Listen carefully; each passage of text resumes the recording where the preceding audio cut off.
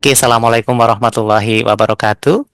Waalaikumsalam warahmatullahi wabarakatuh. Oke, salam sejahtera untuk kita semuanya. Om Swastiastu, Namo Buddhaya, salam kebajikan, Rahayu.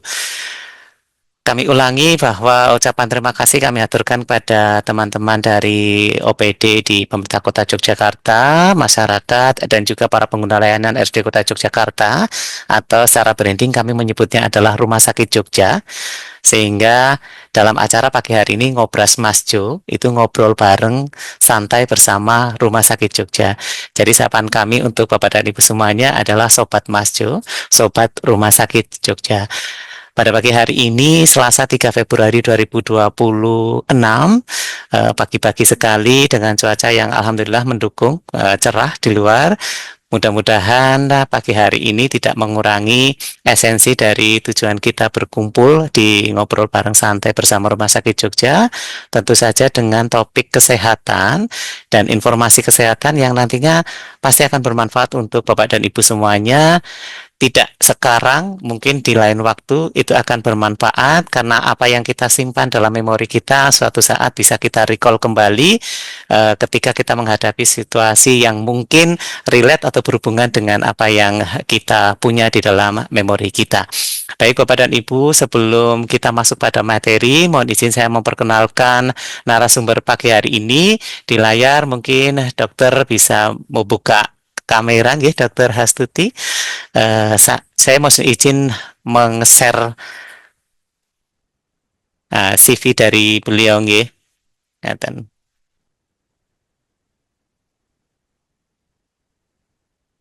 Oke.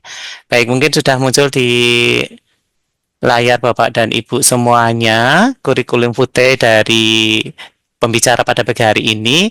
Cukup panjang ini, mungkin tidak bisa kami bacakan secara keseluruhan, tetapi Bapak dan Ibu yang tergabung dalam link Zoom meeting pagi hari ini bisa melihat dan membaca. Beliau adalah Dr. Hastuti Indra Retnani MSc SPA subspesialis neonatologi konsultan. Artinya beliau adalah dokter spesialis anak, tetapi spesialis subspesialisnya adalah neonatologi. Apa itu neonatologi? Nanti mungkin akan disinggung langsung oleh Dr. Hastuti.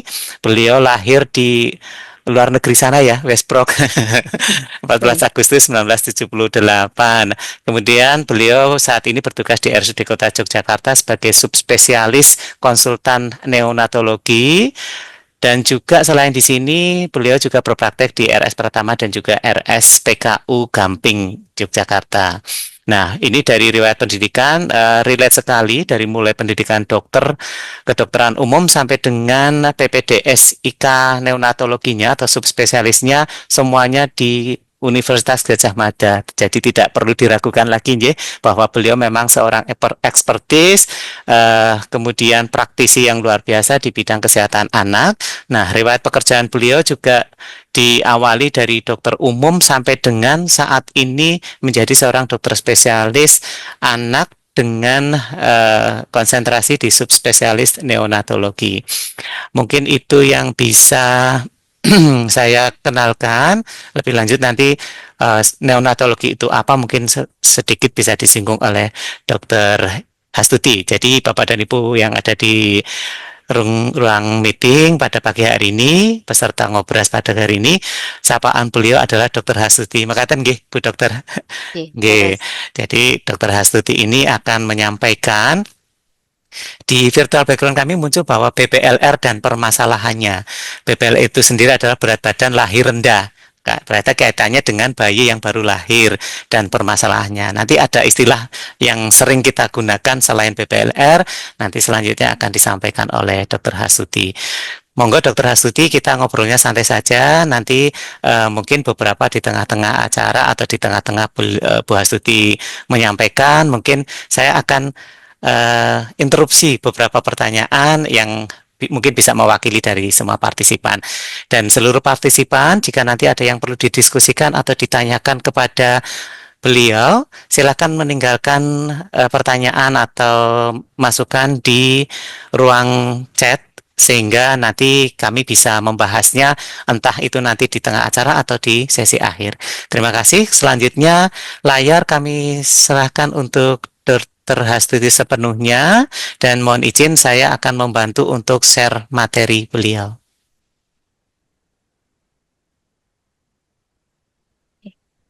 Nggih, sudah nampak di layar nggih, Bapak dan Ibu? Iya. Nggih. Oke. Terima kasih Pak Setio atas Nggih. perkenalkannya. Ikut memperkenalkan diri. Assalamualaikum warahmatullahi wabarakatuh.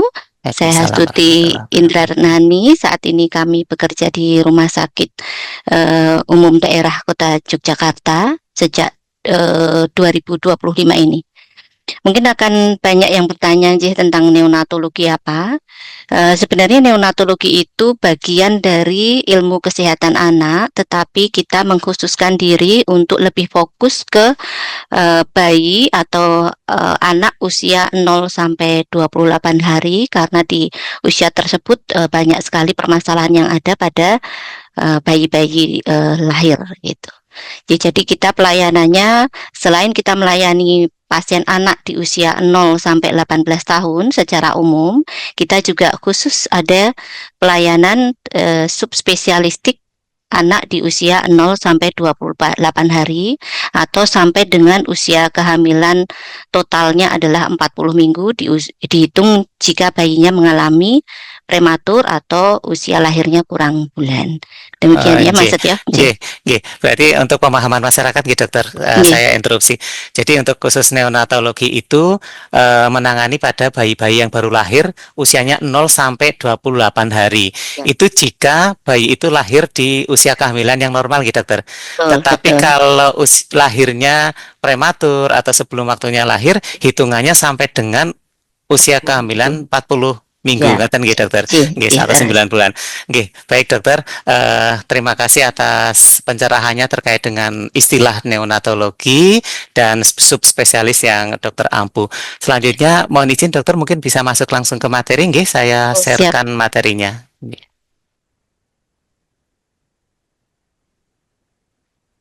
Nggih, mudah-mudahan sudah nampak di layar, nggih. Betul. Terima kasih Mas Setio. Pada pagi hari ini kita akan membahas mengenai bayi prematur yang mungkin kita sering mendengarkan istilah tersebut atau BPLR, atau ini singkatan dengan bayi berat lahir yang rendah. Ya. Sebenarnya apa sih yang disebut dengan bayi prematur? Bayi prematur adalah bayi yang lahir dengan usia kehamilan kurang dari 37 minggu. Sebagaimana kita ketahui, bayi itu biasanya lahir antara 37, 40 minggu, sampai dengan 40 minggu. Kemudian hari perkiraan lahir atau HPL yang sering kali diucapkan oleh dokter kandungan itu adalah sekitar 40 minggu. Jika melebihi 40 minggu, berarti usianya sudah mulai lebih dari idealnya harusnya bayi dilahirkan. Jadi bayi prematur itu bayi yang usianya kurang dari usia idealnya untuk bayi dilahirkan, yaitu antara 37 sampai 40 minggu. Kemudian bayi prematur itu sendiri dibagi beberapa, ada yang ekstrim prematur atau sangat-sangat prematur, yaitu usia kehamilan antara 23 sampai 27 minggu plus 6 hari. Kemudian sangat prematur jika usianya 28 sampai 31 minggu plus 6 hari, dan 32 sampai dengan 36 plus 6 hari itu kita katakan moderate prematur. Kenapa dibagi? Karena masing-masing punya implikasi tentang bagaimana ke depan bayi itu bisa bertahan hidup, angka kesakitan, angka kematian, dan kemungkinan tumbuh kembangnya. Pada bayi yang di bawah 23 minggu memang kita tidak membagi karena sebagian besar seringkali tidak bisa bertahan hidup dengan baik, walaupun kita mengkat nilai 20 minggu sebagai aborsi. Jadi di bawah 20 minggu kita tidak akan melakukan tindakan apapun. Tetapi kalaupun kita mengerjakannya di usia sampai 23 minggu, antara harapan hidup bayi sangat-sangat kecil. Jadi itu menjadi pertimbangan apakah sebelum 23 minggu kita melakukan tindakan yang dalam pada bayi yang lahir di usia tersebut. Kemudian untuk bayi yang 32 sampai 36 minggu, dia harapan hidupnya lebih tinggi dibandingkan yang di bawah 32 minggu. Dan kejadiannya sekitar 85%. Ini pun kita bagi dua lagi menjadi yang early moderate prematur atau prematur sedang yang awal atau yang prematur sedang yang lambat.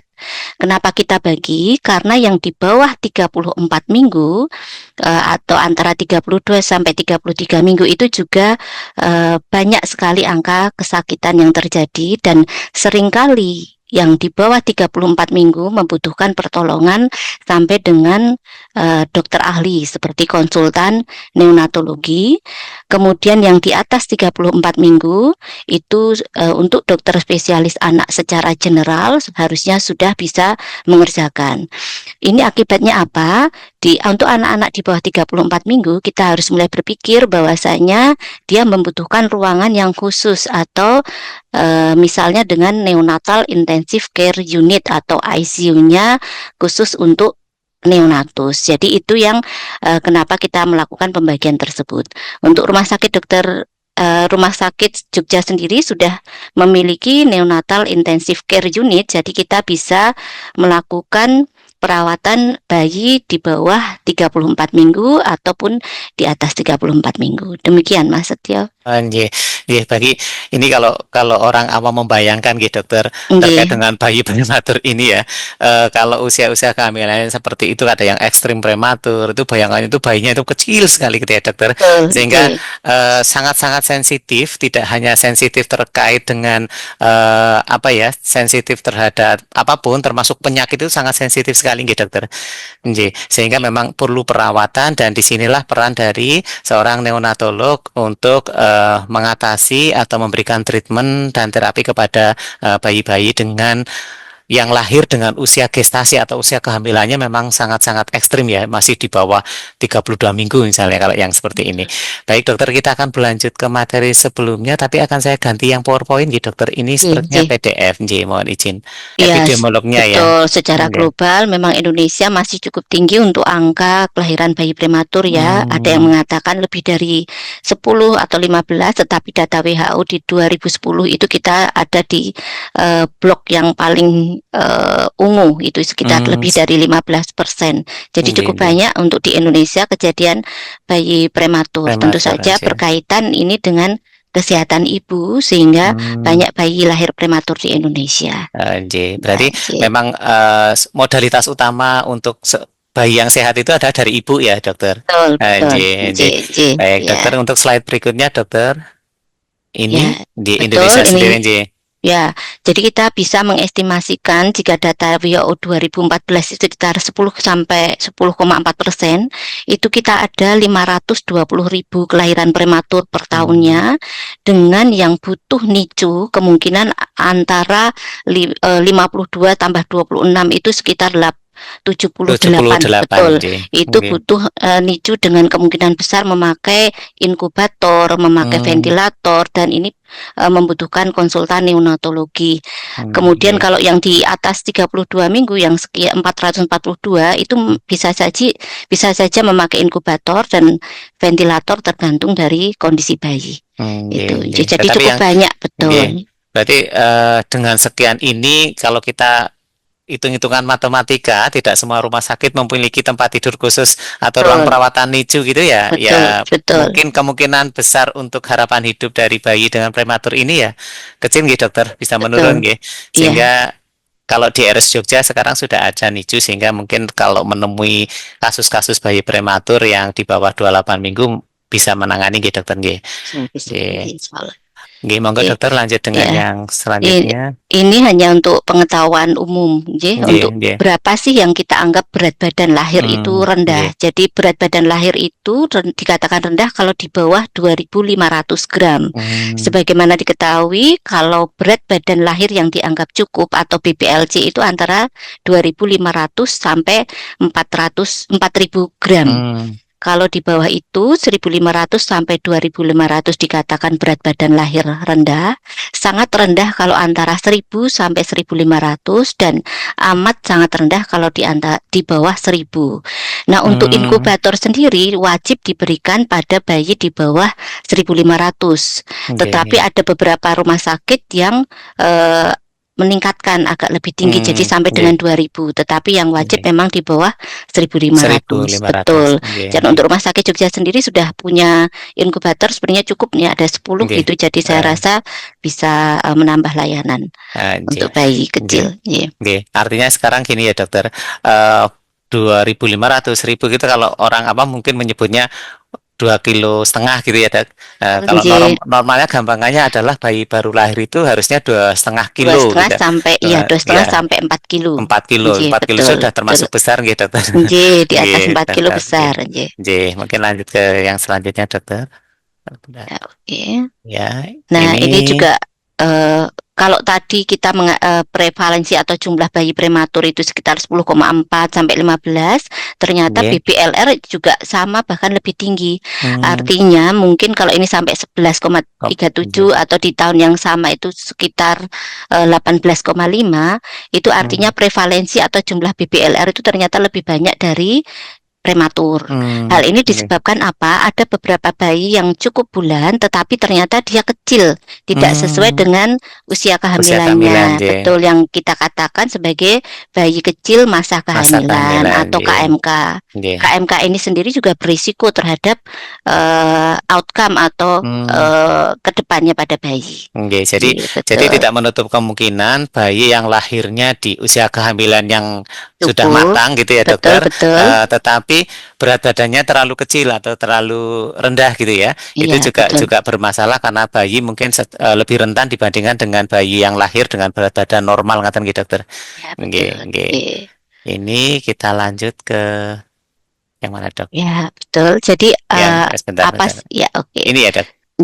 Apa saja sih dampak bayi prematur itu? Ternyata bayi yang lahir kurang bulan atau lahir kecil masa kehamilan atau berat yang lahirnya rendah ini rentan untuk menyebabkan kematian sekitar 55,3% dari seluruh kematian neonatus. Jadi hampir separuh lebih disebabkan oleh BBLR atau prematur atau dua-duanya.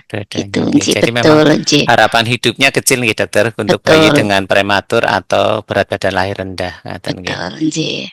Ini terhadap ini adalah penelitian di Yogyakarta oleh guru kami Dr. Ekawati Lutfia Haksari di tahun 2023. Ternyata kerentanan terhadap kematian pada bayi yang kecil, bayi kurang bulan atau usianya masih belum cukup bulan dan dia ternyata juga kecil. Jadi misalnya dia usia kehamilannya 30 minggu tetapi berat badan lahirnya seperti bayi usia 28 minggu, itu angka kematiannya sangat tinggi, baik di periode 7 hari pertama atau sampai dengan 28 hari. Kemudian angka kematian berikutnya yang lebih sedikit lebih rendah tetapi juga masih tinggi adalah bayi yang prematur atau kurang bulan tetapi berat badannya sesuai dengan usia kehamilannya. Jadi ideal, tetapi dia prematur. Kemudian baru bayi yang berat badan usia kehamilannya cukup tetapi dia mungkin kurang gizi sehingga berat lahirnya kurang, tidak sesuai dengan usia kehamilannya. Itu baru urutan ketiga. Baru yang terkecil adalah kalau bayi itu lahir beratnya cukup dan berat badannya itu sesuai dengan usia kehamilan serta usia kehamilannya di atas 37 minggu atau 7 ya betul. Ini penelitian di Yogyakarta betul.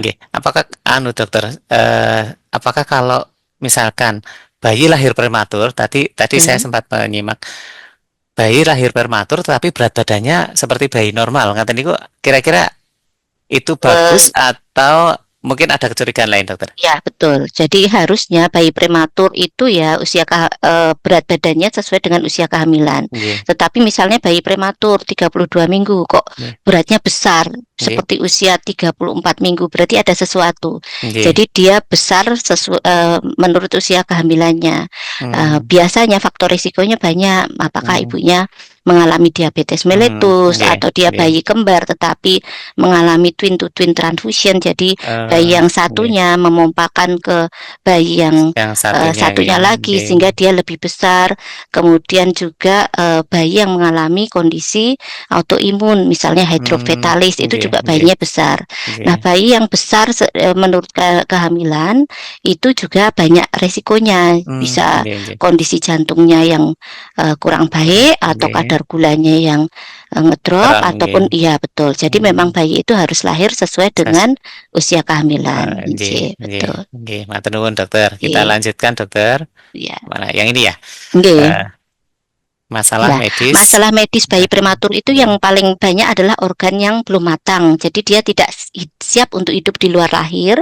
Nah, kebelum matangan organ ini yang sering menimbulkan komplikasi pada bayi prematur sehingga bisa menyebabkan bayinya sakit bahkan meninggal. Tetapi kalaupun dia bertahan hidup bisa saja berdampak sampai dengan dewasa, gangguan Nggih, tumbuh kembang dan sebagainya. Ini nggih. masalah yang sangat harus kita perhatikan pada bayi prematur. Prematur. Ngaten nggih. Ya, Memang coba ya next oke. ya, Dok. Ini Ya, Dokter, next. nggih. Ya, betul. Ini yang Nggih. menjadi sering masalah pada bayi yang lahir. Kenapa bayi di bawah 23 minggu itu ini agak kurang ini ya ketutupnya. Di Ketutup. bawah 24 minggu atau 23 minggu itu tidak bertahan hidup. Ini kan perkembangan saluran nafas. Jadi perkembangan saluran nafas itu awalnya dari embrionik itu baru hanya seperti pipa, kemudian pseudoglandular itu baru mau muncul pipa kecil untuk bronkiolus atau Nggih. saluran nafasnya.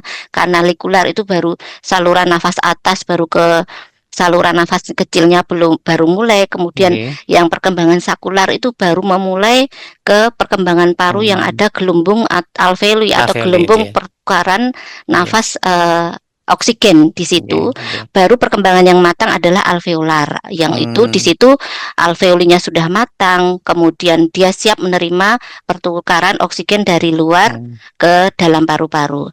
Nah, perkembangan alveolar itu sendiri dia baru matang sesudah umur mulai terjadi umur 36 minggu. Jadi kalau bayi lahir di bawah 36 minggu akan sering mengalami gangguan pernafasan, apalagi jika di bawah 32 minggu. nggih. Karena kadar surfaktan itu adalah zat yang bisa membuka alveoli atau gelembung pernafasan di paru-paru. Di bawah 32 minggu dia masih sangat sedikit. Di bawah 24 minggu dia mungkin sangat belum terbentuk. Sehingga bayi yang lahir di bawah 24 atau 23 minggu kemungkinan besar memang sangat sulit untuk dapat bertahan di luar kandungan. Sehingga ketika usia-usia tersebut di atas 24 kok sudah ada tanda-tanda kelahiran pada bayi, biasanya dokter kandungan akan memberikan tambahan obat-obatan untuk ibu sehingga akan harapannya bisa mempercepat pertumbuhan dari alveoli dan surfaktan tersebut sehingga walaupun bayinya lahir di usia 28 minggu, setidaknya fase pertumbuhannya bisa sedikit dipercepat dan tentu saja kita sebagai seorang dokter anak akan menambah zat yang lain yang berupa surfaktan tersebut masuk ke dalam paru-paru sehingga pengembangan paru-parunya lebih baik. Tetapi itu pun juga banyak sekali komplikasi yang bisa terjadi pada bayi tersebut, ketidaksiapan dan gangguan organ akibat ketidakseimbangan juga sering terjadi. Jadi monitoringnya sangat besar. Jadi kenapa ini menyebabkan kematian yang tinggi karena organ pertama adalah paru-paru seringkali tidak siap. Jadi paru-paru bayi itu sebenarnya dia tadinya menguncup ya, belum isinya air. Nah, begitu lahir, air itu akan terserap dan berisi udara. Nah, ketika dia lahir, untuk mengisi udara itu butuh alveoli. Kalau alveolinya tidak terbentuk, bayi tidak akan bisa menghirup udara dari luar secara alami. Gitu.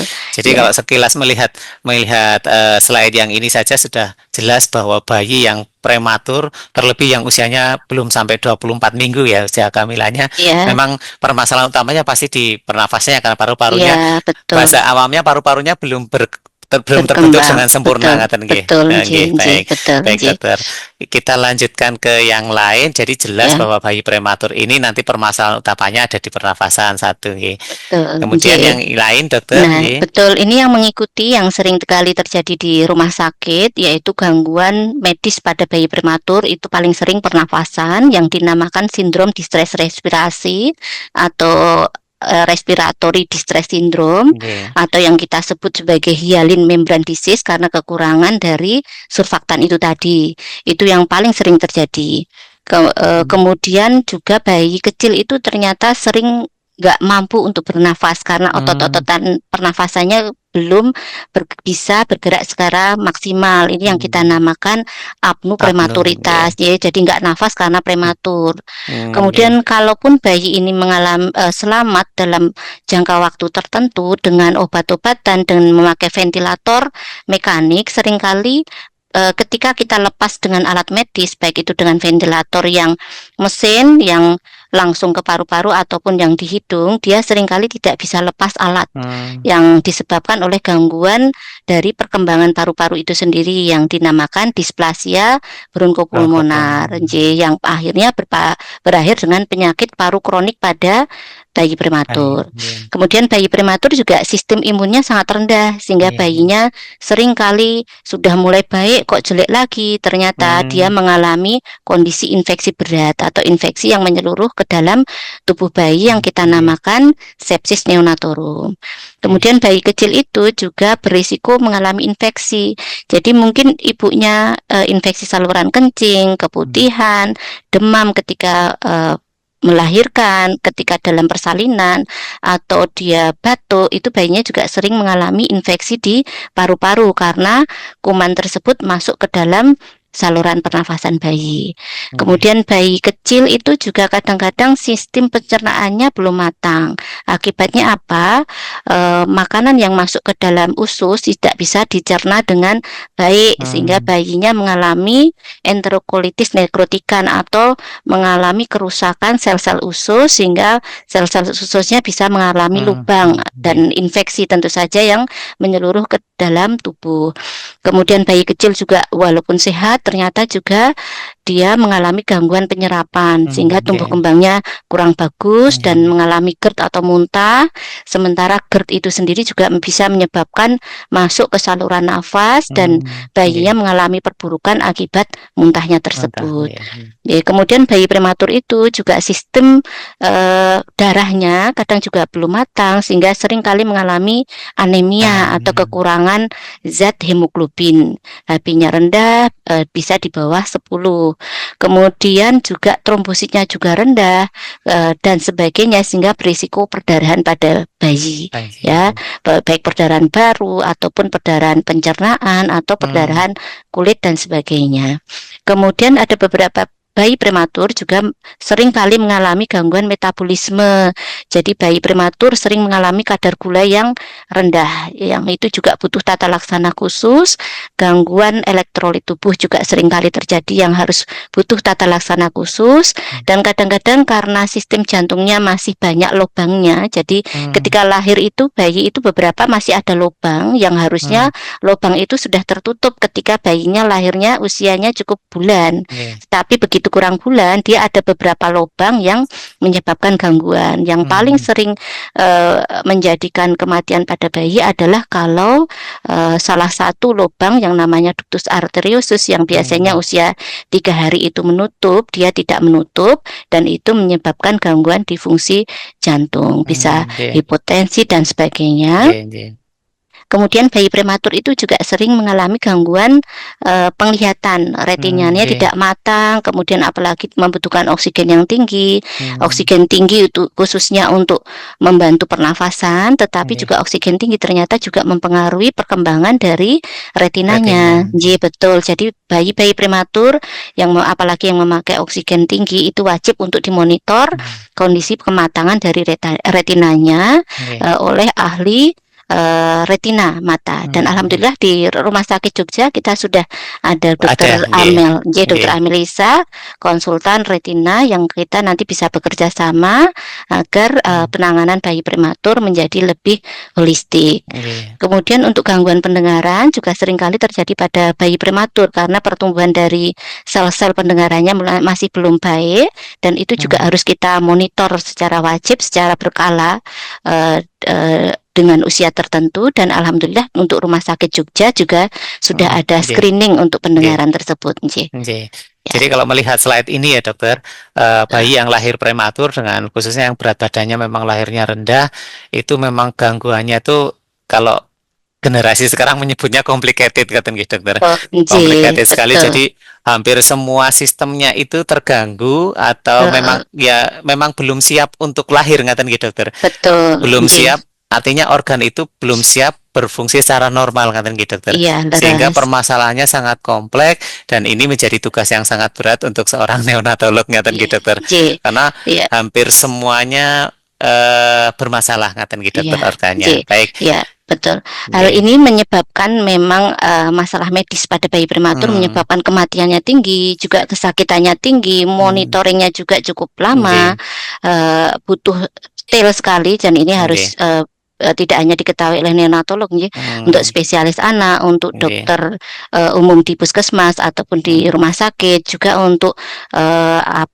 pemuka masyarakat harus sangat memahami ini, terutama jika nanti bayi akan mengalami gangguan nutrisi dan tumbuh kembang. Tumbuh kembang. Ya, Jadi, betul. jadi artinya memang permasalahannya begitu lahirnya kurang bulan, berat badannya lahirnya sangat rendah, itu kedepannya itu memang pantauannya itu harus ekstra gitu dokter. Jadi semua pihak atau harus benar-benar memberikan support pada bayi-bayi yang lahir dengan prematur atau berat badan lahir rendah. Ngaten gitu dokter.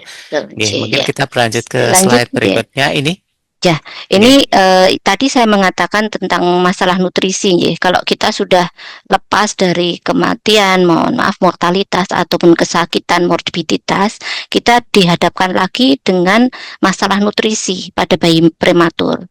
Ya, karena apa? Bayi prematur itu dia memiliki cadangan yang rendah, baik energi, protein, lipid, dan mineral di tubuhnya, karena memang belum terbentuk. Sebagaimana diketahui, cadangan-cadangan tersebut biasanya baru bisa dimiliki sesudah di trimester ketiga akhir. Ya, betul. Ketika prematur, cadangan ini sangat rendah. Kemudian bayi prematur juga sering mengalami masalah saluran cerna. Dia refleks hisapnya jelek, refleks telannya juga lemah, kemudian koordinasi antara menelan dan bernafasnya juga kurang, kemudian kemampuan mencernanya kurang, metabolismenya juga belum baik. Akibatnya bayi seringkali mengalami colitis nekrotikan atau infeksi di saluran nafas dan infeksi yang menyeluruh. Kalau ini tidak ditangani dengan baik secara dini atau awal, bayi bisa jadi mengalami gagal tumbuh walaupun dia ekstrauterin. Begitu sudah lahir, dia mengalami gagal tumbuh. Nah, data pada bayi yang BBLSR yang di bawah 1.500 itu ternyata 43% akan mengalami kekurangan gizi. Kemudian yang di bawah 1.000 itu 75% akan mengalami kekurangan gizi dan gagal tumbuh tersebut. Akibatnya apa? Nanti kalau kita tidak aware terhadap gagal tumbuh pada bayi prematur ini, akibatnya dia akan mengalami gangguan tumbuh kembang yang irreversible atau yang tidak bisa kita kembalikan lagi seperti bakat genetik awalnya. Memang ya kompleks sekali gitu dokter. Mohon izin dokter, ini karena mungkin ada partisipan yang mencoret-coret slide, sehingga ini saya stop dulu dokter untuk jeda sambil kita ngintip apakah sudah ada pertanyaan atau belum di room chat. Oh, ini sudah ada dokter, mungkin sambil diskusi nggih dokter. Ini ada pertanyaan dari Umbul Harjo dokter. Izin bertanya, apakah bayi prematur yang berhasil hidup hingga dewasa memiliki umur yang lebih pendek dari orang-orang lain yang lahirnya normal? Moga dokter mungkin bisa dijawab dulu sambil saya nanti mempersiapkan slide yang baru. Baik, ya memang ada referensi yang mengatakan demikian, tetapi belum kita penelitiannya belum bisa share di sini ya, mungkin kita harus mengkaji, mencari jurnal yang evidence based. Tetapi bagaimana sih secara akal sehat kita, bagaimana bisa BBLR itu bisa menyebabkan usianya menjadi lebih pendek daripada yang lain. Itu sebenarnya pada bayi BBLR yang tidak ditangani dengan baik, itu terkadang dia juga berisiko obesitas dan berisiko penyakit, banyak masalah di dalam dirinya itu. Obesitas bisa menyebabkan kematian yang lebih dini. Kemudian bayi yang lahir secara prematur tadi sudah dijelaskan bahwasanya dia bisa mengalami penyakit jantung, penyakit paru kronik, ya, penyakit gastrointestinal, kemudian sistem imunnya juga tidak baik yang ditangani dari awal, sehingga mungkin dia menyebabkan usianya menjadi tidak panjang. Tetapi kalau kita menangani BBLR itu dari dini, bisa mengejar, catch up, mempertahankan agar tidak terjadi permasalahan baik di paru atau di jantung, itu mudah-mudahan kejadian untuk kematian di usia yang lebih rendah tentu saja bisa kita hindari. Gitu. Ya, artinya memang gitu, Dokter. Banyak hal. Semua dari pertolongan pertama gitu, maksudnya dari awal. Kalau memang kita concernnya pada penanganan yang benar-benar oleh spesialistik, misalnya seperti itu, sehingga bisa tertolong dan bisa terkejar mungkin gitu, Dokter. Meskipun mungkin orang awam beranggapan atau berasumsi bahwa ketika lahir paru-parunya belum sempurna, mungkin juga secara fungsi akan secara kualitas fungsinya mungkin akan lebih rendah dibanding yang normal ngaten nggih. Jadi untuk paru-paru kronik itu misalnya bayi prematur, dia memakai ventilator lama, ya, pin sebulan pakai ventilator, itu juga berisiko untuk terjadinya kerusakan paru yang lain. Yang dikatakan tadi bronchopulmonary dysplasia, penyakit paru kronik, salah satunya juga asma gitu. Ya, asma itu sendiri juga sering menyebabkan problem pada anak, problem pada dewasa gitu, dan kalau tidak ditangani dengan baik tentu saja juga bisa meningkatkan kesakitan dan kematian gitu. Jadi menjadi salah satu resiko Dokter, ketika bayi lahir dengan berat badan rendah, prematur, itu memang harapan hidupnya atau usia harapan hidupnya akan lebih rendah dibandingkan orang yang lahir dengan normal ngaten Dokter. Tetapi itu memang belum ada. Belum secara evidence belum belum tentu. Baik. Kita akan lanjut atau sebentar saya lihat ada pertanyaan satu lagi Dokter ternyata baru satu. Kita lanjutkan saja untuk share screen. Saya share screen ulang. Mohon untuk partisipan tidak mencoret-coret karena mengganggu partisipan yang lain dalam menyimak materi. Ini tadi sudah sampai sini Dokter. Sudah, Ini ya. Kembali ke kenapa tidak bisa kembali ke semula. Jadi mungkin sudah sering didengungkan tentang perkembangan otak fase 1000 hari pertama kelahiran. Betul. Nah, ternyata perkembangan otak itu dimulai dari konsepsi. 1000 HPK itu adalah mulai dari konsepsi sampai dengan bayi usia 2 tahun. Ini adalah periode perkembangan emas untuk otak pada bayi. Jadi terhitung 270 hari. Betul. Jadi dari 9 bulan hamil, ya betul, dan ditambah usia 2 tahun setelah lahir ngaten gitu. Iya, betul, Kemudian ini kurang naik ke atas, Kemudian untuk perkembangan otak itu sendiri, dia 80% itu terjadi di 2 tahun pertama, dan dia berkembang cepat ketika sebelum sebelum lahir pun dia sudah berkembang secara cepat kalau dilihat dari kurvanya. Kemudian tetap berkembang cepat sampai dengan usia 2 tahun.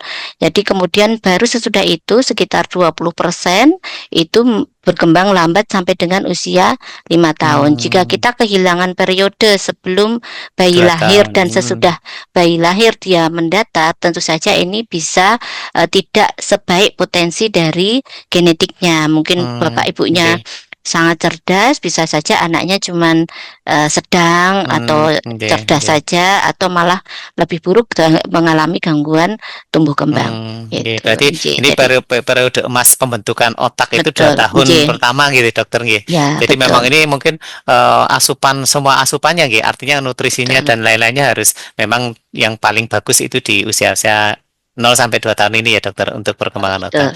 Nggih. Nggih, mungkin kita berlanjut Bahkan ke sebelum lahir sebelum ya, lahir ya nggih. betul, Berarti dari sebelum mulai lahir, tadi betul, ya, iya. dari Jadi mulai kalau pembuahan.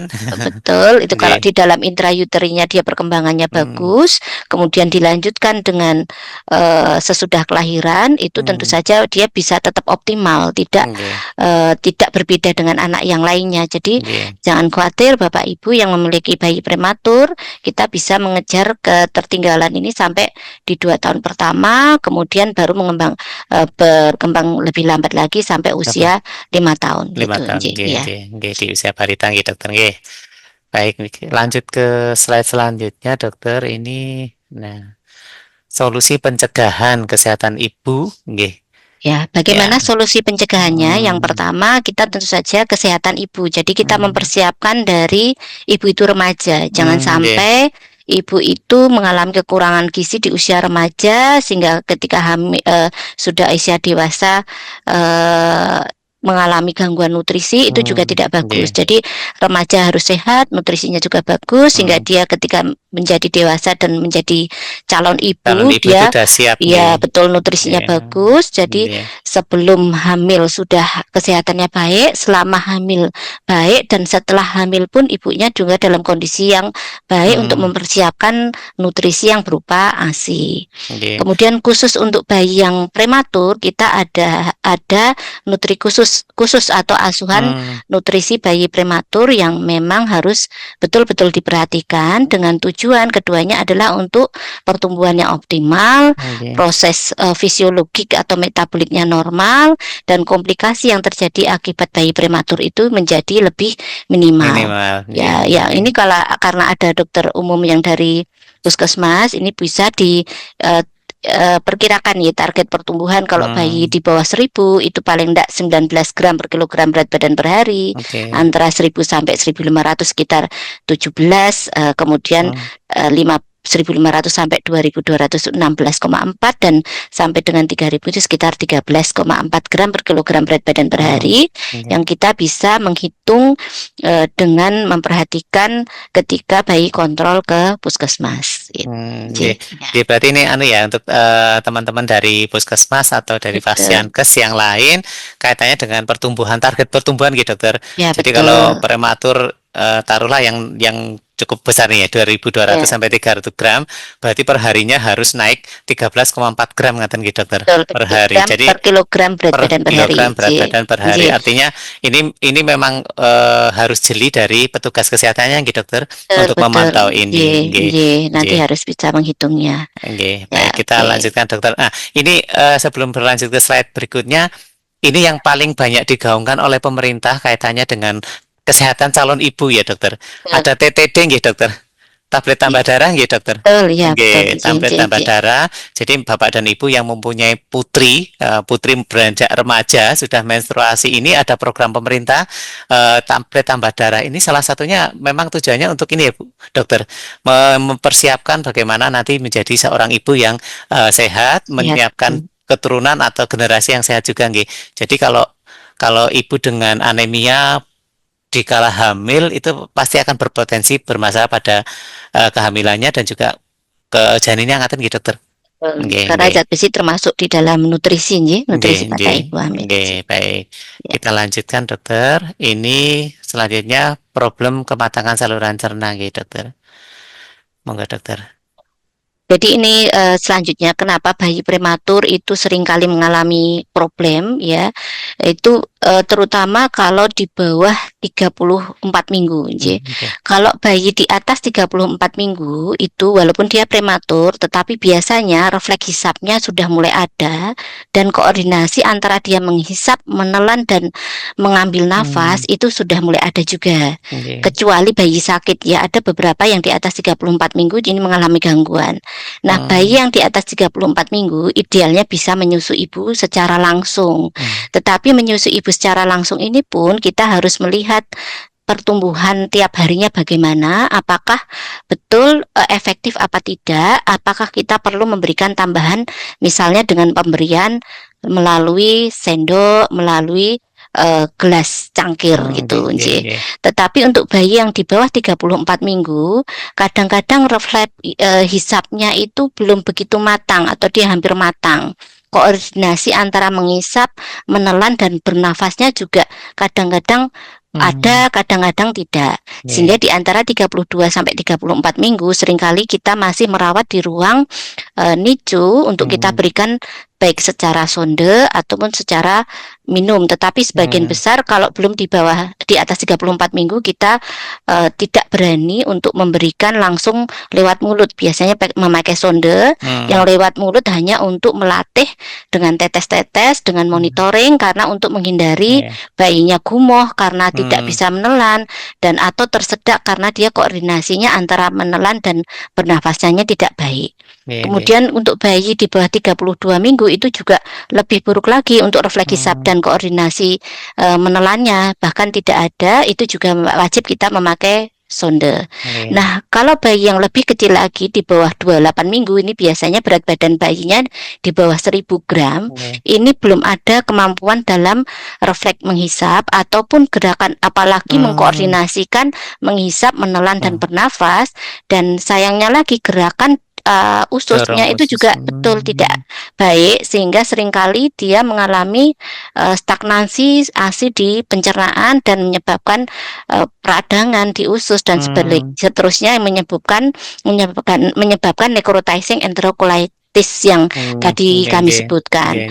Sehingga bayi di bawah 28 minggu memang harus dirawat secara khusus memakai makanan yang lewat jalur infus. Nah, ini memang hitungannya betul-betul kita hitung berapa kadar gulanya, ke karbohidratnya, protein, lemak, dan elektrolit yang harus masuk ke dalam bayi.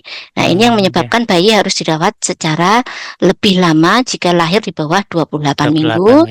Dan nutrisi parenteral ini pun tidak semudah itu karena tidak semua rumah sakit ada.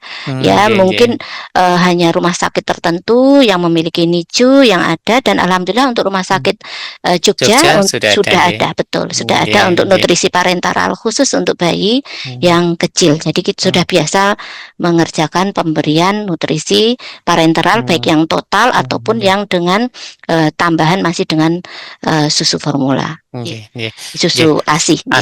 Betul. Baik, ini kalau melihat dari slide ini memang dokter, kita membayangkan bahwa ketika orang dewasa saja ketika refleks hisap, menelan terus bernafas ada terganggu misalkan, itu kita tersedak dokter, gampang tersedak. Terlebih pada bayi yang memang refleksnya ini belum sempurna atau bahkan belum ada. Di usia yang kurang dari 28 itu malah belum ada sama sekali dokter. Jadi memang kalau bapak dan ibu mungkin melihat ngeri ya, anak seorang bayi kecil mungkin ukurannya juga masih kecil sekali, selangnya di mana-mana gitu, itu dalam rangka memberikan pertolongan dan mengejar dokter. Mengejar karena itu tadi refleks hisap belum ada, gerak dorong usus belum ada, sehingga memang tidak diberi makanan lewat selang sonde itu ya, selang sonde atau apa, malah justru lewat infus saja. Baik dokter, kita akan berlanjut ke slide berikutnya. Ini alternatif sama ada yang di atas 34 minggu tapi ternyata refleks hisapnya masih terganggu, refleks telannya juga masih terganggu karena infeksi yang berat pada bayi prematur, misalnya sepsis. Jadi ini kita masih memberikan alternatif pemberian minum. Jadi misalnya masih memakai selang yang kita lewatkan mulut, kemudian biasanya kita latih refleks hisap dan telannya dengan koordinasi dengan fisioterapis, dan ini sudah bisa dikerjakan juga di Rumah Sakit Jogja. Kalau sudah mulai membaik baru kita mulai dengan cangkir ataupun sendok, dan tetap juga kita latih untuk menyusu pada ke ibunya.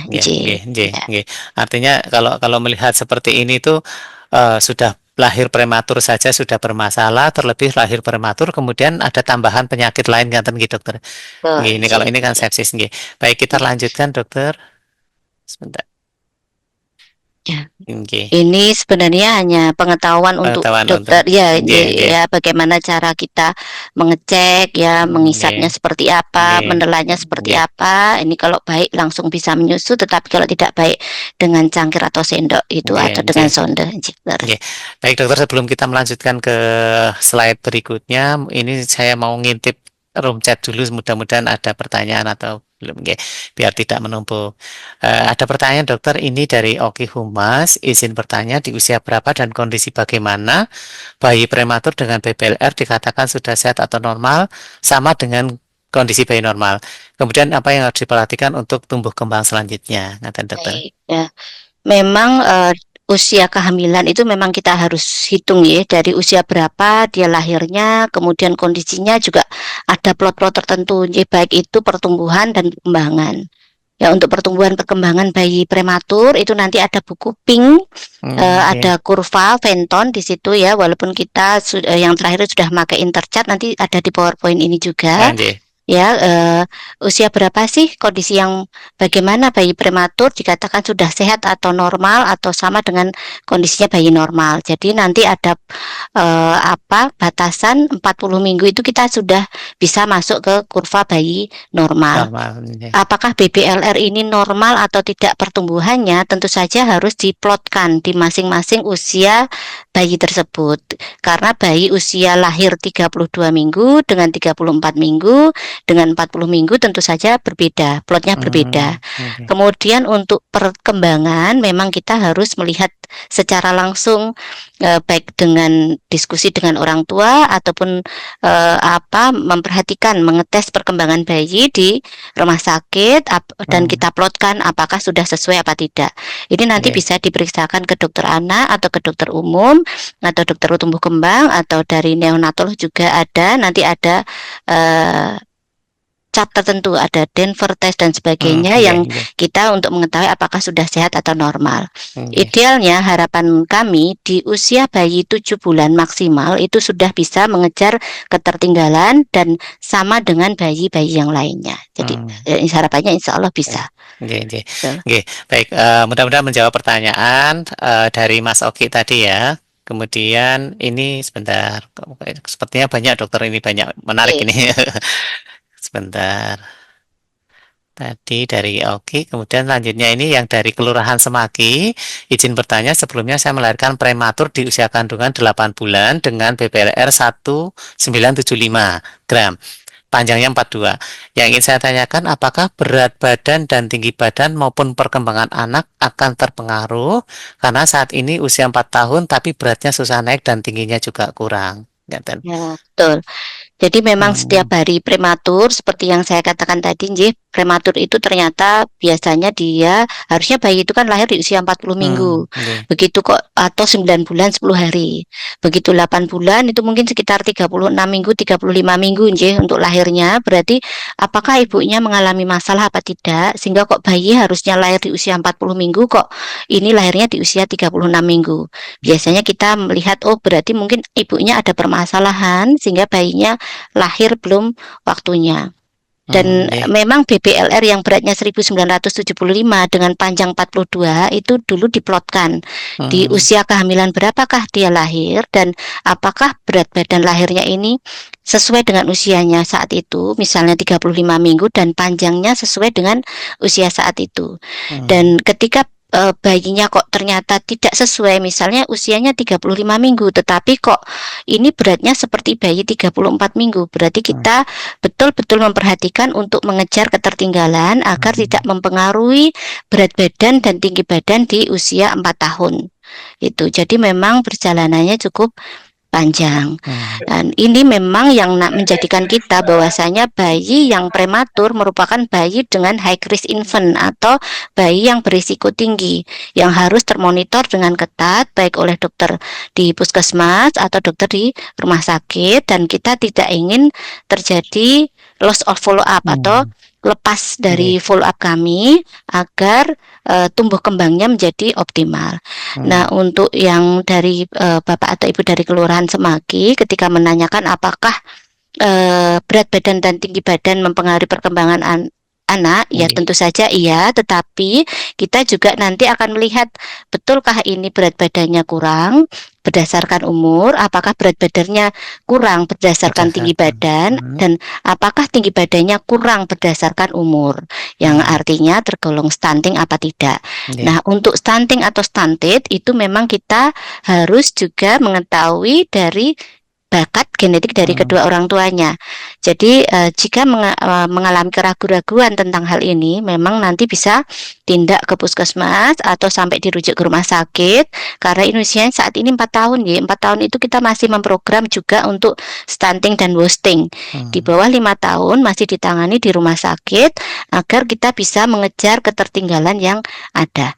Kalau ini orang tua mengatakan saat ini 4 tahun tapi berat badannya kok susah naik dan tinggi badannya juga kurang, monggo tindak ke puskesmas untuk mendapatkan rujukan dari puskesmas jika memiliki BPJS agar dirujuk ke rumah sakit daerah yang memiliki program. Kita di Rumah Sakit Jogja juga ada program untuk stunting dan wasting, agar kita teliti betul tentang kekhawatiran dari orang tua mengenai berat badan yang susah naik ataupun tinggi badan yang kurang.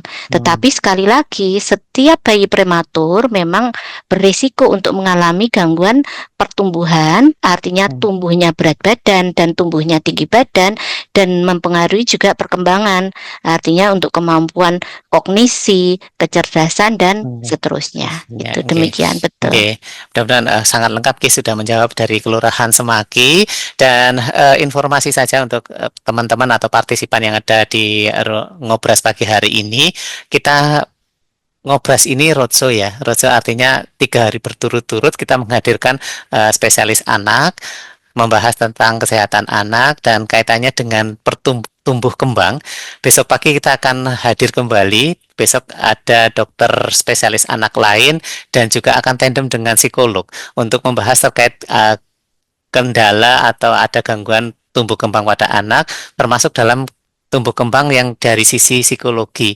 Sehingga mungkin Bapak dan Ibu yang partisipan hari ini besok bisa nyelak ke waktunya kembali untuk menyimak kami karena ada kaitannya. Termasuk yang disampaikan Dr. Hastuti terkait stunting wasting, benar bahwa Rumah Sakit Jogja memiliki program stunting wasting, ada tim stunting dan wasting. Ini teman-teman yang ada di grup di Ngobras pagi hari ini, mungkin dari puskesmas dan lain sebagainya, mungkin bisa menyimak. Nanti di hari ketiga Ngobras, di hari Kamis, kami juga menghadirkan ketua tim stunting wasting kami, Dr. Rifadin, yang tentu saja akan membahas kaitannya dengan bagaimana si stunting dan wasting, kemudian menyiapkan biar tidak stunting, biar tidak wasting, dan menyiapkan generasi yang sehat cerdas itu seperti apa. Baik dokter, kita kembali. Masih ada satu pertanyaan lagi di room chat ya dokter. Oh, enggak cuma satu, banyak dokter. Nggih, enggak apa-apa nggih dokter, kita bahas sekarang nggih. Betul, Dari SDN Kiai Mojo, dokter, selamat pagi, mohon izin bertanya. Saya melahirkan dengan usia kehamilan 35 minggu. Waktu itu sebab protein urinnya plus positif 1. Treatment suntik pematang paru untuk bayi, saya alhamdulillah sedianya mau SC. Ternyata normal spontan. 2.295 gram, artinya belum mencapai 2,5 kilo. Nggih. Pertanyaan saya, idealnya untuk tumbuh kembang bayi lahir prematur seperti apa? Sekarang usia 17 bulan. Idealnya sudah pintar apa saja? Sebagai note bahwa anak aktif. Terima kasih dokter. Ya, baik, ini pertanyaannya cukup jeli ya untuk dari SDN Kiai Mojo. Waktu itu prematur tetapi alhamdulillah 35 minggu, beratnya 2.295. Itu sepertinya plotnya cukup ya, maksudnya tidak terlalu kecil untuk usia 35 minggu. Mudah-mudahan saya harus mengeplotkan ke dalam kurva untuk mengetahui apakah ini sesuai dengan masa kehamilan apa tidak, tetapi biasanya 34 minggu dengan 2.295 itu masih sesuai dengan usia kehamilan, dan mudah-mudahan tumbuh kembangnya juga sesuai dengan usianya. Kemudian idealnya untuk tumbuh kembang bayi lahir prematur seperti apa? Ya, seperti bayi yang lahir tidak prematur, tetapi memang kalau adiknya ini lahirnya 35 minggu, kita menghitung kurva pertumbuhan perkembangan itu memulai dari usia 40 minggu. Jadi 40 minggu dikurangi 35 minggu, jadi memang berkurang 5 minggu. Semisalnya bayinya saat ini usianya sudah 1 bulan atau 4 minggu, berarti usianya premenstrual age atau usia sesungguhnya untuk bayi itu sebenarnya adalah 35 plus 39. 4. Ya, jadi 39 minggu. 39, betul. Ya, jadi ketika dia tumbuh kembangnya, ya kita plotkannya seperti anak yang di usia lahir, itu masih bisa seperti itu. Nah, kalau sekarang 17 bulan, berarti ya dikurangi 4 minggu, jadi mungkin sekitar usia 16 bulan. 16 bulan. Seperti apa idealnya? Sudah harus pintarnya seperti apa? Bunda bisa mengecek buku KIA warna pink untuk target usia sekitar 16 bulan tuh harusnya bisa apa saja. Di situ dicentang-centang ya, yang mana yang bisa dan mana yang belum. Jika ada yang belum, segera dikonsultasikan ke dokter puskesmas untuk dikonsulkan ke tumbuh kembang di Rumah Sakit Jogja. Dan di Rumah Sakit Jogja nanti akan ada tes yang lebih spesifik lagi, namanya Denver Test. Denver Test itu tidak hanya sekedar bertanya, tetapi nanti akan ada toolkit atau alat khusus, dan kita mengamati, kita ada ruangan sendiri ya untuk Denver Test. Jadi kita dari dokter anaknya bisa mengamati dari luar, ruangannya itu kaca, dari dalam nggak bisa luar, tetap melihat keluar, tapi yang dari luar ruangan khusus itu bisa melihat ke dalam untuk melihat aktivitas bayi di dalam. Untuk kita tes, karena kalau berhadapan langsung kadang-kadang takut, ini kita lihat dari luar bersama psikolog, apakah dia memang tumbuh kembangnya sesuai dengan usia 17 bulan. Itu, tetapi secara garis besar yang ada di buku pink, buku KIA, itu bisa Bunda centangi di usia 17 bulan ini yang bisa sudah apa, yang belum apa.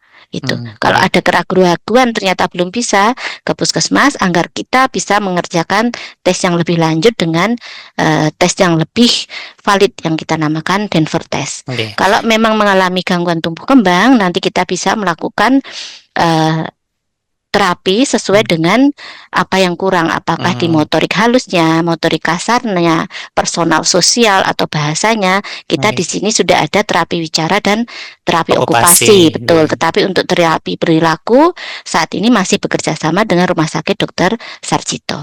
Mudah-mudahan bisa menjawab ya pertanyaan dari yang SDN Kiai Mojo tadi. Mudah-mudahan ini sangat bermanfaat karena ada rentetannya, jadi tidak terhenti di materinya Bu Hastuti saja. Besok pagi 2 hari ke depan kita masih ada materi yang masih relate ya, masih berhubungan dengan apa yang dibahas pagi hari ini. Dan Bapak dan Ibu yang partisipan biar tidak ketinggalan, besok silahkan, kami persilahkan untuk join kembali. Kita lanjut ke pertanyaan lagi, dokter. Ada 2 pertanyaan lagi sebelum kita kembali ke slide. Yang dari Gemoy V ya, Gemoy itu identik Gemoy ya, dok. Jadi assalamualaikum dokter, terima kasih, izin bertanya terkait yang pertama adalah tanda klinis apa yang membedakan gangguan menyusu akibat imaturitas bayi BPLR dengan gangguan menyusu pada menyusu akibat tangti atau lipti. Nah ini kayaknya orang kesehatan nih kalau pertanyaannya langsung menjurus seperti ini. Kemudian yang kedua, dan kapan tindakan frenotomi menjadi indikasi yang tepat pada bayi BPLR dengan tangti dan lipti atau lipti? Monggo dokter. Terima kasih Ibu atau Bapak Gemoy V.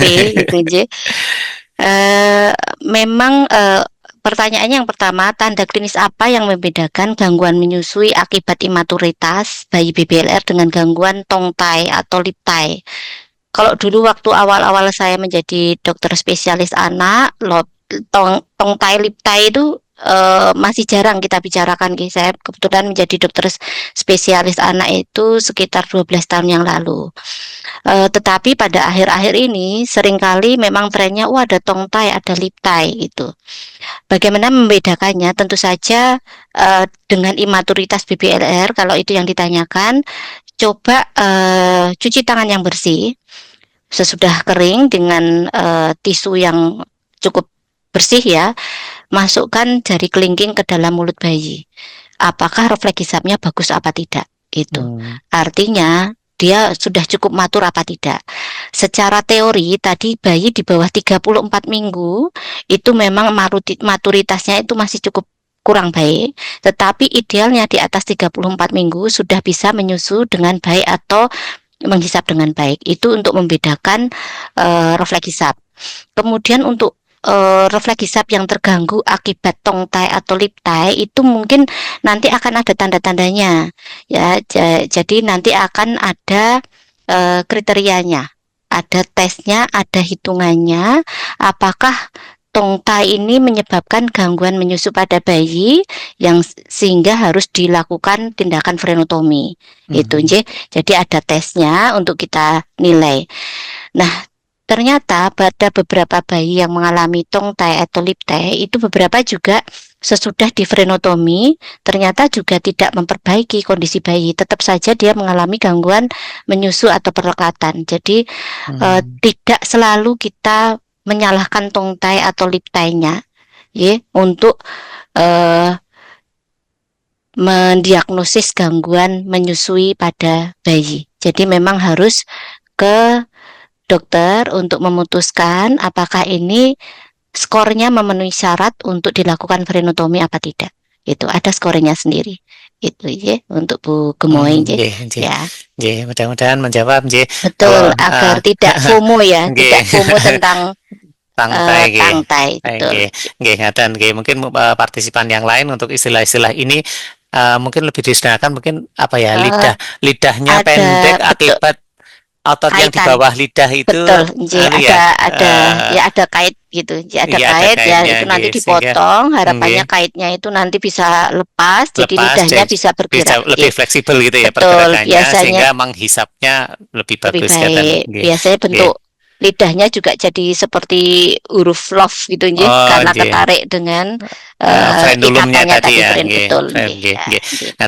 Mungkin untuk gambaran teman-teman yang partisipan yang non medis ya, biar punya bayangan karena istilahnya ini istilah medis sekali. Dan baik Bapak dan Ibu, ini ada sambungan pertanyaan dari SDNK Mojo dokter tadi yang usia 17 bulan yang lahirnya 35 minggu tadi, tambah nutrisi suplemen vitamin yang bisa dikonsumsi apa saja Nji? Ya, oke. Untuk gambaran sebagai bayi prematur keseluruhan ya, biasanya bayi prematur itu akan kita berikan vitamin nutrisi, vitamin tambahan, zat besi dan vitamin D dan multivitamin yang lainnya seperti zinc dan sebagainya. Jika memang pencernaannya tidak mengalami gangguan, tidak mengalami infeksi pada bayi dan sudah minum ASI secara cukup atau full enteral atau semua minum ASI tanpa bantuan dari parenteral nutrisi atau yang dari infus, dan kita memulainya sesudah usia 14 hari. Jadi jenisnya itu dosisnya nanti disesuaikan dengan kondisi masing-masing bayi karena ada yang hanya dosis pencegahan tetapi ada juga yang dosis pengobatan. Ya, tergantung dari hasil laboratorium yang ada pada bayi. Jadi berarti artinya ketika sudah masih di rumah sakit di awal-awal kelahiran gitu dokter, tapi kalau ini yang usia 17 bulan mungkin idealnya ya harus berkonsultasi dengan dokter spesialis anak untuk pemberian vitamin, atau apakah perlu diberikan vitamin tambahan atau apa, pastinya harus sesuai dengan advice dari dokter spesialis ngaten gitu dokter. Baik dokter, kita kembali ke laptop. Kembali lagi ke slide yang tadi, masih belum selesai. Tadi mana ya? Sebentar. Dokter, apakah ada aktivitas yang mendesak selain untuk ngobras ini, karena waktu kita sebenarnya sudah sampai di jam 10:30 ini. Oh iya, boleh mungkin cepat saja ya mungkin Ini mungkin ya. Atau ini monitoring. Atasnya boleh kita cepatkan saja slide materinya. Atasnya lagi. Atasnya.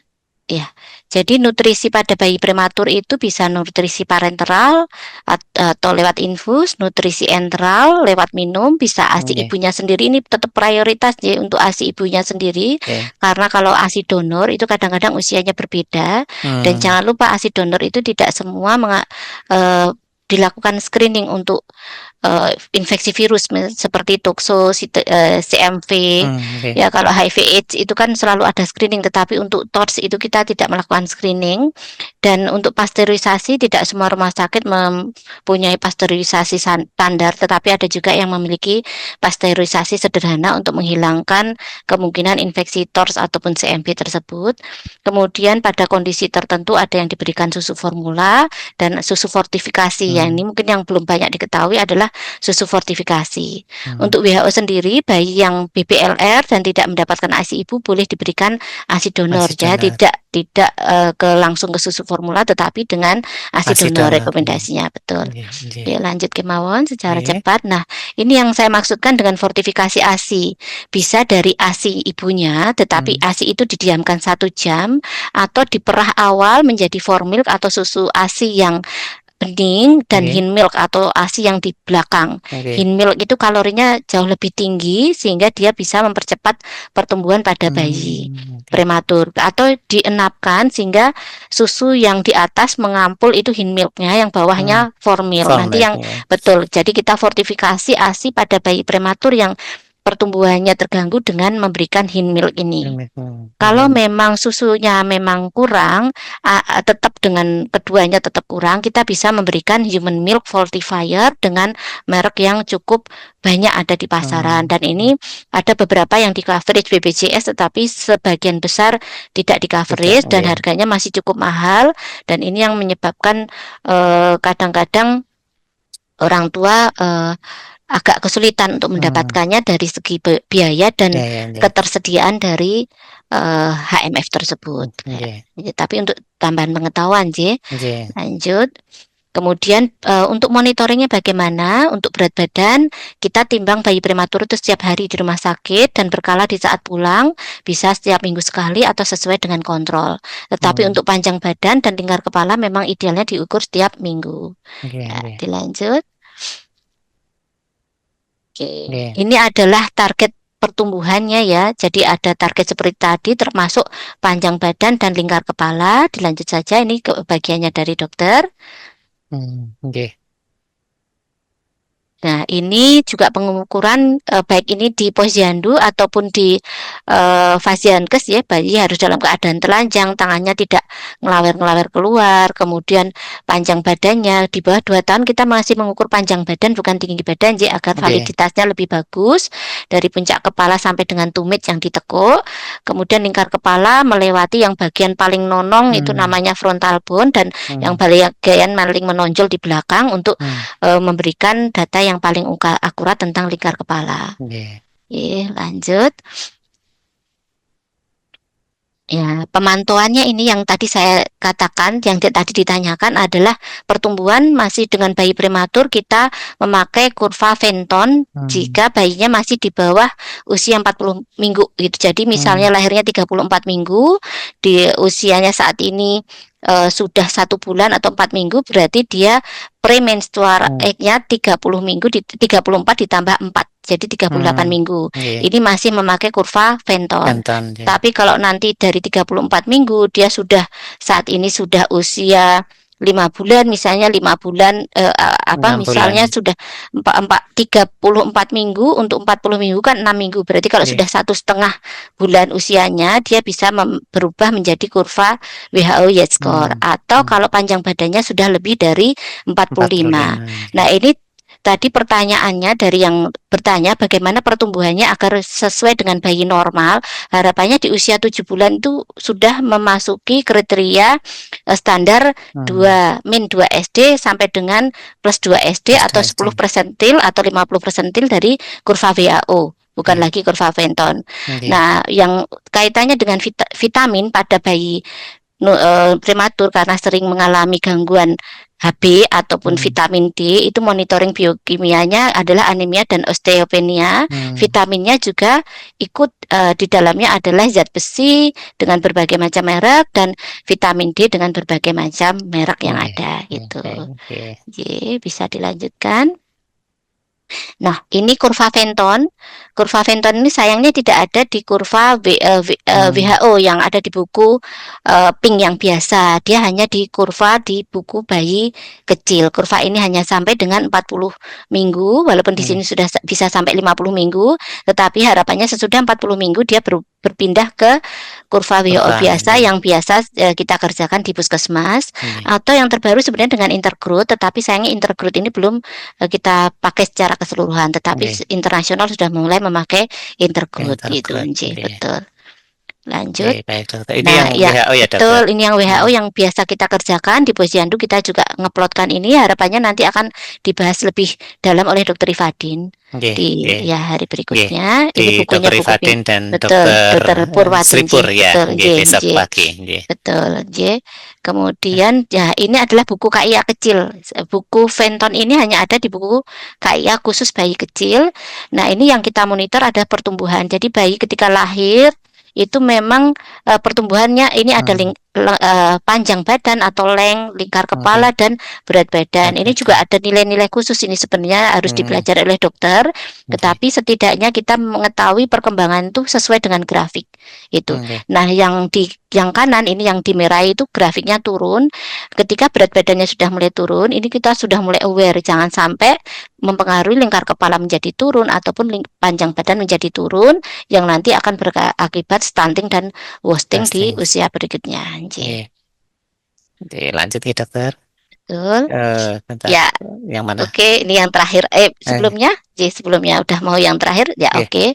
Mohon maaf kalau terlalu panjang, tetapi take home message yang perlu kita garis bawahi pada pagi hari ini adalah memang di setiap 30 detik itu ada bayi prematur yang meninggal, tetapi 75% itu bisa dicegah. Bagaimana caranya adalah kita mempersiapkan kesehatan ibu atau calon ibu dalam mempersiapkan kehamilannya, dan ketika selama hamil kesehatan ibu sangat penting untuk dimonitor secara reguler. Ketika bayi lahir, kesehatan dan nutrisi bayi lahir harus adekuat dan monitor selalu pertumbuhan dan perkembangan bayi secara berkala di fasilitas kesehatan. Ya, demikian. Ya, untuk penutup terima kasih. Berilah bayi prematur awalan yang kuat untuk masa depan yang lebih cemerlang. Ini warna ungu adalah warna dari bayi prematur, sebagaimana World Prematur Day itu ada di tanggal 17 November. Baik, dokter. Menarik sekali. Sebenarnya kalau waktunya panjang mungkin bisa lebih panjang lagi, dokter. Dokter, mohon izin dari partisipan menghendaki materinya, apakah boleh di-share, dokter? Boleh. Baik, dokter. Mohon izin saya nanti akan meng-share di grup. Sebentar. Baik, para partisipan yang kami hormati, terima kasih atas partisipasinya pada pagi hari ini. Masih ada satu pertanyaan, bisa nggih, dokter? Nggih. Satu saja, dokter. Ini nanti takutnya dari Gizi MC. Gizi MC itu Mantri Jeron mungkin ya maksudnya. Assalamualaikum, dokter. Mohon izin bertanya, apakah ada kemungkinan penurunan lingkar kepala bayi seiring dengan penambahan usia? Oke. Maksudnya misalnya dari 40 ke 39 atau 38 gitu. Ada dua kemungkinan. Yang pertama pengukuran yang tidak betul juga bisa, atau memang terjadi degradasi. Ya, kalau kita yakin dengan pengukuran itu, kita harus ngecek tumbuh kembangnya bagaimana. Ya, kalau biasanya itu kan malah meningkat atau meningkat sangat itu. Meningkat atau meningkat sangat. Kalau itu yakin apakah itu ada terjadi proses degradasi dari otak, itu memang harus ya dicek secara lebih detail tumbuh kembang dan sebagainya, karena saya pernah mendapatkan kasus tersebut, tetapi sangat-sangat jarang. Yang sering terjadi adalah lingkar kepala yang kembangnya tidak sesuai dengan garis. Jadi yang garis yang tadi kurva WHO itu tadi melotrok ke bawah, walaupun naik tetapi naiknya tidak sesuai dengan idealnya. Atau lingkar kepala yang naiknya terlalu cepat, itu bahkan yang harus sangat kita perhatikan, terutama bayi-bayi yang mengalami infeksi toksoplasma, atau itu karena terjadi sumbatan di otak, di aqueductus sylvii, sehingga otaknya terisi dengan cairan yang harusnya keluar, dan itu permasalahannya adalah lingkar kepala kepala yang membesar. Membesar. Betul, ya Nggih, itu nggih, butuh nggih. penanganan khusus dan monitoring di rumah sakit. Nggih. Itu Jadi untuk bisa itu. pengukuran lingkar kepala sendiri memang harus Ya, benar-benar setiap sesuai minggu. ya. Betul, nggih. Dan cara pengukurannya pun harus tadi ya dokter yang frontalis sama oksipital itu ya. Betul, nggih. Harus pada yang paling nonong di depan dan paling Ya, nonong di belakang itu yang betul, puncak nggih. untuk pengukurannya sehingga tidak ada kekeliruan dan mungkin akan lebih bagus ketika pengukuran itu dilakukan oleh orang yang sama ngaten nggih dokter Betul, untuk nggih, mengetahui itunya nggih. sehingga kita akan tahu apakah ada kenaikan atau penurunan. Kalau memang mungkin ekstrim penurunannya ya berarti tadi mungkin degradasi tadi ya dokter. Betul. Oke, ngaten. Baik Bapak Ibu partisipan, sepertinya kita sudah ini menyita waktunya Bu Hasuti lebih dari hampir 20 menit untuk bersama dengan kita. Kami mengingatkan kepada para partisipan yang bergabung di Ngobras pagi hari ini, silakan untuk mengisi presensi yang ada di link room chat, kemudian juga materi sudah kami sharekan juga di room chat, dan terima kasih juga kepada partisipan karena antusiasnya pagi hari ini sudah mengikuti materi dari awal dan akhir, dan saya yakin Bapak dan Ibu sangat berminat dengan materi-materi ataupun informasi kesehatan yang kami berikan karena selain materi kami juga akan mengenalkan modalitas yang dimiliki oleh RSUD Kota Yogyakarta atau Rumah Sakit Jogja. Kita tidak memberikan hanya sekedar materi kesehatan, tetapi kami juga mengajak Bapak dan Ibu ketika memang ada gangguan kesehatan atau keluhan bisa berkonsultasi dengan kami. Katanya dengan tumbuh kembang bayi atau anak, kami memang sudah ada tersedia nih dokter modalitasnya dari SDM, dari Sarpas dan lain-lain juga kita ada. Dan kami tunggu partisipasi Bapak dan Ibu semuanya besok bergabung kembali, tetapi mohon dicermati jamnya karena besok jamnya kita setelah zuhur dokter. Nggih, menyelesaikan dengan Dokter Sri Purwati. Besok pagi katanya dengan gangguan tumbuh kembang pada anak, termasuk gangguan psikologi pada anak yang akan menghadirkan Dokter Sri Purwati dan juga psikolog klinis RSUD Kota Yogyakarta. Dan di hari Kamis kita akan concern membahas tentang stunting. Nah, tadi sudah sempat disinggung juga. Nah, yang sebelum kami tutup, saya ucapkan terima kasih secara pribadi kepada Dr. Hastuti yang sudah menyediakan waktunya, menyediakan materinya yang luar biasa untuk masyarakat Jogja dan sekitarnya, khususnya rekan-rekan dari organisasi perangkat daerah Kota Yogyakarta dan juga masyarakat mungkin yang banyak tergabung di sini. Saya rasa dari komen-komennya atau dari pertanyaan ada beberapa yang dari medis dan kesehatan. Mudah-mudahan dengan materi-materi ini bermanfaat untuk kita semuanya. Syukur-syukur bisa ditularkan dan mudah-mudahan dari yang bergabung pagi hari ini juga ada kader-kader kesehatan sehingga itu bisa digunakan juga sebagai bahan atau sebagai bekal dalam menghadapi dinamika kesehatan di masyarakat. Ngaten nggih dokter. Terima kasih Dokter Hastuti. Mudah-mudahan kita bisa bertemu kembali untuk mengobrolkan mungkin materi yang lain dan kami spill nggih Bapak dan Ibu, kami akan menghadirkan kembali Dokter Hastuti itu di Selasa depan tanggal 10 Februari 2026. Dokter Hastuti juga akan mengenalkan layanan neonatologi nggih dokter, nggih secara lebih luas kaitannya dengan layanan neonatologi melalui kegiatan temu pelanggan. Bapak dan Ibu mungkin besok silakan disimak di media sosialnya rumah sakit. Info itu akan kami sharekan di media sosial sehingga Bapak dan Ibu tidak ketinggalan info lagi dan ketemu kembali dengan Dokter Hastuti. Ngaten, terima kasih dokter kami ucapkan dan mudah-mudahan kebersamaan yang singkat ini juga akan membekas dengan ilmu yang luar biasa dari Dokter Hastuti. Terima kasih kepada semua partisipan. Jangan lupa besok join kembali di Ngobrol Bareng Rumah Sakit Jogja kaitannya dengan masalah tumbuh kembang bayi atau anak. Terima kasih, saya Soehartono, mohon pamit. Kita cukupkan sekian dan jika Bapak dan Ibu masih belum mengisi link absensi akan kami beri kesempatan untuk beberapa saat Zoom-nya tidak akan kita matikan dulu, memberi kesempatan kepada Bapak dan Ibu untuk mengisi link presensi dan mendownload materi yang sudah kami share. Terima kasih. Assalamualaikum warahmatullahi wabarakatuh.